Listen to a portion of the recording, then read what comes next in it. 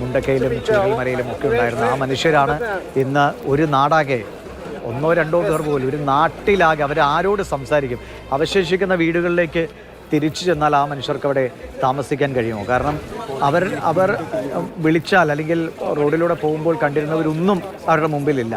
അങ്ങനെ ആ ഒരു മരവിപ്പിൽ നിൽക്കുന്ന മനുഷ്യരുടെ മുമ്പിലേക്കാണ് തീർച്ചയായും നമ്മുടെ സംവിധാനങ്ങൾ, നമ്മുടെ നാട് ഒക്കെ വളരെ കരുതലിൻ്റെയും സ്നേഹത്തിൻ്റെയും ഒക്കെ ഭാഷയിൽ ആ ദുരിതാശ്വാസ ക്യാമ്പുകളിലേക്ക് ഒഴുകിയെത്തുന്നത്. അത് ഔദ്യോഗിക രൂപത്തിൽ ഇപ്പോൾ മോഹൻലാൽ ഒരു സൈനിക ഉദ്യോഗസ്ഥനെന്ന നിലയിൽ അദ്ദേഹം വരുന്നതാകട്ടെ, അല്ലെങ്കിൽ മറ്റ് വിവിധ രംഗങ്ങളിൽ പ്രവർത്തിക്കുന്ന പ്രമുഖ വ്യക്തികളൊക്കെ അങ്ങോട്ടേക്ക് എത്തുന്നത്, അതൊരു പലപ്പോഴും നമ്മുടെ നാട്ടിൽ ഇതെല്ലാം ഒരു ഷോ എന്ന് പരിഹസിക്കുന്ന ആളുകളുണ്ട്. അത് ഞാൻ അങ്ങനെ പരിഹസിക്കുന്നവരോടുകൂടിയാണ് പറയുന്നത്.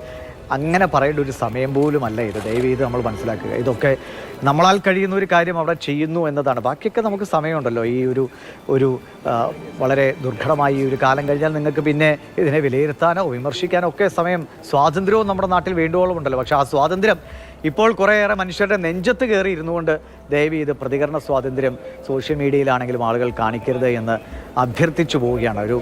ആരെങ്കിലും ഒരു നല്ല കാര്യം ചെയ്യാൻ കഴിഞ്ഞാൽ അയാൾക്കാകുന്നത് അയാൾ ചെയ്തു കൊള്ളട്ടെ എന്ന് പറയുക. അതിനോട് വേറെ ഒരു രീതിയിൽ വിയോജിപ്പ് രേഖപ്പെടുത്തുകയോ അവരെ പരിഹസിക്കാനോ ദയവായി മുതിരാതിരിക്കുക എന്നതുകൂടി ഈ സമയത്ത് നമ്മൾ സഹായങ്ങളൊന്നും ചെയ്തില്ലെങ്കിലും സഹായിക്കുന്നവരെ ദുഷിക്കാതിരിക്കുക എന്നത് നമ്മൾ ചെയ്യാവുന്ന ഒരു നല്ല കാര്യമാണ്.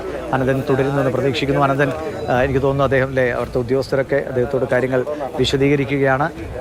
പുഞ്ചിരിമട്ടത്തു നിന്ന് എങ്ങോട്ടേക്കാണ് അദ്ദേഹം പോവുക എന്നറിയാൻ കഴിയുന്നുണ്ടോ?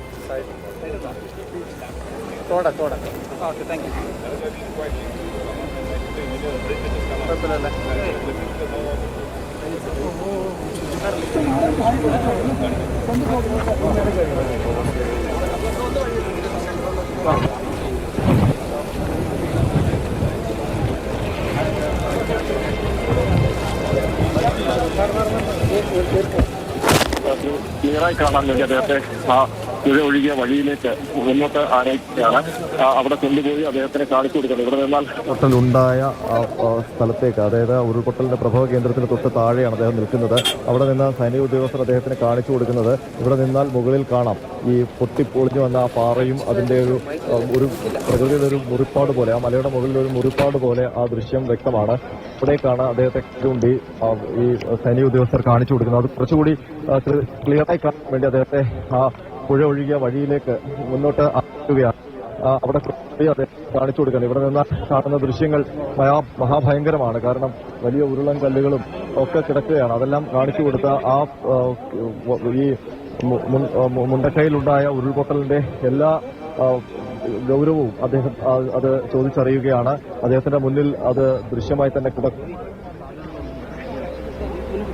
ഈ മഹാദുരന്തത്തിന്റെ ദൃശ്യങ്ങൾ ഇങ്ങനെ കിടക്കുന്നുണ്ട്. അതിന്റെ ഉത്ഭവസ്ഥാനം എവിടെയായിരുന്നു എന്ന് ഇവിടെ നിന്ന് നോക്കിയാൽ വ്യക്തമായി കാണാം. ആ അടർന്നു പോകുന്ന ആ മലയുടെ പാളി അത് ഉദ്യോഗസ്ഥർ കാണിച്ചു കൊടുക്കുന്നു. അവിടെ നിന്ന് അദ്ദേഹത്തിന് വിശദീകരിച്ചു കൊടുക്കുകയാണ് എങ്ങനെയാണ് ഈ ഒരു മഹാ ഉരുൾപൊട്ടൽ ഉണ്ടായത്, ആ ഉരുൾപൊട്ടൽ എങ്ങനെയാണ് താഴേക്ക് പോയത്, താഴേക്ക് പതിച്ചത്, എവിടെയൊക്കെയാണ് ഇവിടെ വീടുകൾ ഉണ്ടായിരുന്നത്, എത്രത്തോളം പേരെയാണ് ഈ ഒരു മേഖലയിൽ അത് ബാധിച്ചത്, ഇനി എത്രത്തോളം പേരെ കാണാനുണ്ട് എന്നൊക്കെയുള്ള കാര്യങ്ങൾ ഉദ്യോഗസ്ഥർ വിശദീകരിക്കുകയാണ്. അദ്ദേഹത്തിന് കൈചൂണ്ടി തന്നെ കാണിച്ചു കൊടുക്കുന്നു. ദൂരെ ആ മലയുടെ മുകളിൽ ആ മുറിപ്പാട് പോലെ കാണുന്ന ആ ഒരു ഭാഗം, അവിടെയാണ് പൊട്ടിയടർന്ന് ഇത്രയേറെ ജീവനുകൾ അപഹരിച്ചുകൊണ്ട്, ഇത്രയേറെ കുടുംബങ്ങളെ വഴിയാധാരമാക്കിക്കൊണ്ട്, ഇത്രയേറെ കുടുംബങ്ങളെ ഇവിടെ നിന്ന് പറിച്ചെറിഞ്ഞുകൊണ്ട് ആ പ്രകൃതിയുടെ താണ്ഡവം നടന്നത്. അത് ആ മുകളിൽ ദൃശ്യമാണ്. അവിടെ സാധാരണഗതിയിൽ കോടമൂടി മറഞ്ഞു നിൽക്കുന്നതാണ്. ഇപ്പോൾ മോഹൻലാൽ എത്തുമ്പോൾ അത് കൃത്യമായി ദൃശ്യമായി തന്നെ കാണാം. അവിടെ ആ കോട മാറിയിരിക്കുന്നു. അവിടേക്ക് കോട വരുന്നുണ്ടെങ്കിലും ഇപ്പോൾ അത് ദൃശ്യം കൃത്യമായി ഒരു അടയാളമായി, അവിടെ ഈ ദുരന്തത്തിന്റെ മഹാ അടയാളമായി അവിടെ കാണാം. അത് കാണുകയാണ് ലഫ്റ്റനന്റ് കേണൽ മോഹൻലാൽ. അദ്ദേഹത്തിന് സൈനിക ഉദ്യോഗസ്ഥരുണ്ട്. അവർ അദ്ദേഹത്തിന് ചുറ്റും വലയം തീർത്തിട്ടുണ്ട്. വിശദമായി തന്നെ ഈ ഒരു ദുരന്തത്തിന്റെ വ്യാപ്തി, ഈ ദുരന്തം ഉണ്ടായത് എങ്ങനെ എന്നൊക്കെയുള്ള കാര്യങ്ങൾ അവർ വിശദമായി പറഞ്ഞു കൊടുക്കുന്നുണ്ട്. ഇവിടെ വന്നാൽ മാത്രമേ, ഈ പുഞ്ചിരിമൊട്ടയിൽ വന്നാൽ മാത്രമേ ഈ ഒരു ദുരന്തത്തിന്റെ മഹാവ്യാപ്തി മനസ്സിലാവുകയുള്ളൂ. അത്രയേറെ പ്രകൃതി ഇങ്ങനെ തകർന്നു കിടക്കുന്ന, ഭൂമി നെടുകെ പിളർന്ന് കിടക്കുന്ന ഒരു കാഴ്ചയാണ് ഇവിടെയുള്ളത്. വലിയ കല്ലുകൾ, വലിയ ഗർത്തങ്ങൾ, അതിനിടയിലൂടെ കുതിച്ചൊഴുകി പോകുന്ന ഈ പുഴ, ഈ പുഴയിലൂടെയാണ് സാധാരണ ഇവിടെയുള്ളവർ വിശ്വസിച്ചിരുന്നത് ഒരു ഉരുൾപൊട്ടലുണ്ടായാലും അത് സാധാരണ ഇതിലെ പുഴയിലൂടെ ഒലിച്ചു പോവുകയാണ്. പക്ഷേ ഇങ്ങനെ ഈ ഒരു ഭൂമി മൊത്തം ഏക്കർ സ്ഥലം എടുത്തുകൊണ്ട് ഇങ്ങനെ താഴേക്ക് പോകുമെന്ന് അവർ ഒരിക്കലും പ്രതീക്ഷിച്ചിരുന്നില്ല. ഇപ്പോൾ ഈ നാട്ടുകാരിൽ ചിലരെ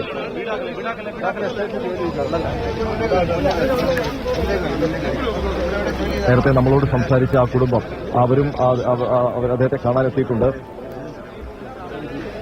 എന്താണ് സംഭവിച്ചത്, ഇവിടെ എങ്ങനെയാണ് അവരെയൊക്കെ ഇത് ബാധിച്ചത്, എത്രത്തോളം അപകടാവസ്ഥ ഉണ്ടായിരുന്നു എന്നൊക്കെയുള്ള കാര്യങ്ങൾ അവർ വിശദീകരിക്കുകയാണ്.